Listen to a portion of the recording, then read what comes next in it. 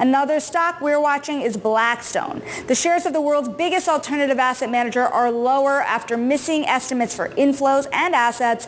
Blackstone did, though, collect more fees from big retail funds and credit strategies during the quarter. And earlier today, I spoke with Blackstone President and COO John Gray about the results. What we tend to focus on is how we delivered over time.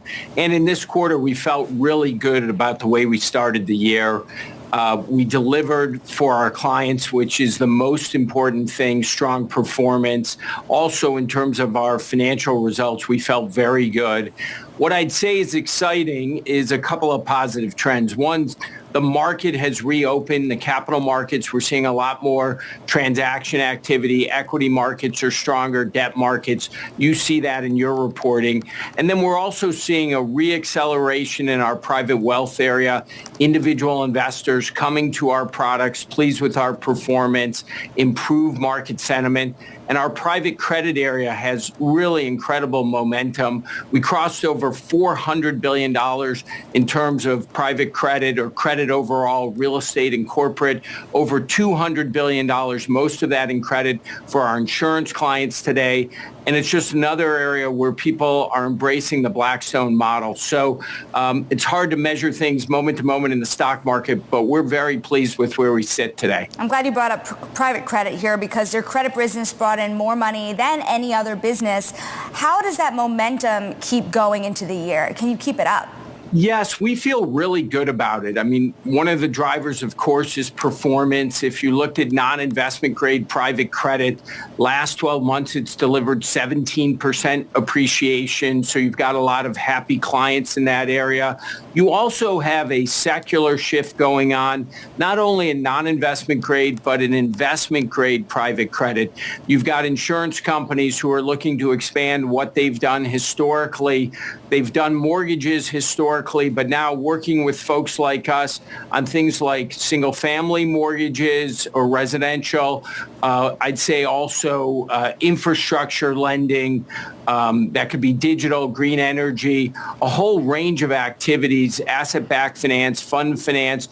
And so there's a broadening of how we serve these insurance clients. There's a broadening of how we're serving pension funds and individual investors. And I think, you know, if you look back over time, if you think about 60-40 for investors, 60 equity, 40 fixed income, a large portion of that 60 has moved to the private area, to alternatives over the last 30 years. And yet in the fixed income bucket, most of that has stayed liquid. And I think we're in the early days of an expansion in terms of alternatives in fixed income in a range of areas. And that gives us a lot of enthusiasm.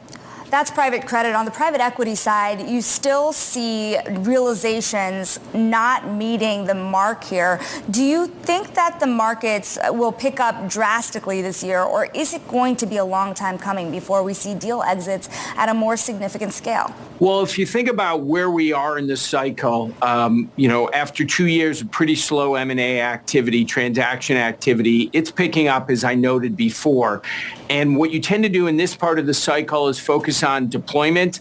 You've seen a big pickup from us in deployment the last couple of quarters. I think that'll continue because we think there are attractive opportunities out there across a range of sectors.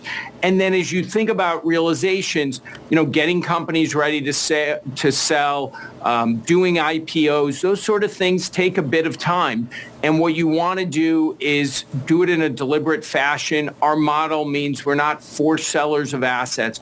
So I think you will steadily see a pickup, but it'll take time. It'll be probably more towards the end of the year and into 2025. Our investors are focused us on maximizing returns, and we think that's the right way to do it, to be deliberate in terms of realizations. But a recovery in capital markets, debt and equity, is an important early sign as we move towards that realization cycle looking forward. Can you have significant M&A with the interest rate cycle staying this high, given that the expectations have changed so much for the number of rate cuts this year? Well, interestingly, we have seen changes here. Although short rates are not coming down, we've seen a little bit of a tick up in long rates. Cost of capital has actually come down pretty materially from, say, the October highs. High yield spreads have tightened 100 basis points. Commercial mortgage-backed security spreads probably 125 basis points. And not only has the cost of that debt capital come down, the availability has gone up materially. And so I think that's an important first step. I think that's why you're seeing a pickup in transaction activity. You are right that as the Fed cuts rates, it will be easier for people to do transactions and you'll see more of a pickup. But even with rates at this more elevated level, I think you'll see more transaction activity given that reduction in cost of capital. Do you think at least one rate cut this year is achievable, or is even that looking more unlikely? You know, I think it is achievable. I think the Fed has had some real success on inflation. You know, we had inflation north of 9. Now it's 3.5%. The pace of disinflation has slowed, but the path is still downward. When we look at our large portfolio, 12,000 real estate assets, 230 companies, what we see is input costs at the manufacturing businesses are pretty flat. We see hotel room rates that have in some cases turned modestly negative. Apartment rents are pretty flat.